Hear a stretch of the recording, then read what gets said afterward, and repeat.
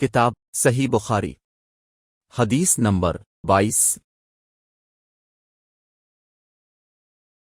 ہم سے اسماعیل نے یہ حدیث بیان کی، وہ کہتے ہیں ان سے مالک نے، وہ عمرو بن المازنی سے نقل کرتے ہیں، وہ اپنے باپ سے روایت کرتے ہیں، اور وہ ابو سعید خدری رضی اللہ عنہ اور وہ نبی اکرم صلی اللہ علیہ وسلم سے نقل کرتے ہیں کہ اب صلی اللہ علیہ وسلم نے فرمایا، جب جنتی جنت میں اور دوزخی دوزخ میں داخل ہو جائیں گے، اللہ پاک فرمائے گا جس کے دل میں رائی کے دانے کے برابر بھی یہ ایمان ہو، اس کو بھی دوزخ سے نکال لو۔ تب ایسے لوگ دوزخ سے نکال لیے جائیں گے اور وہ جل کر کوئلے کی طرح سیاہ ہو چکے ہوں گے، پھر زندگی کی نہر میں یا بارش کے پانی میں ڈالے جائیں گے۔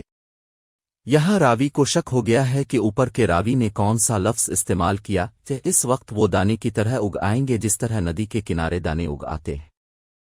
کیا تم نے نہیں دیکھا کہ دانہ زردی مائل پیچ در پیچ نکلتا ہے؟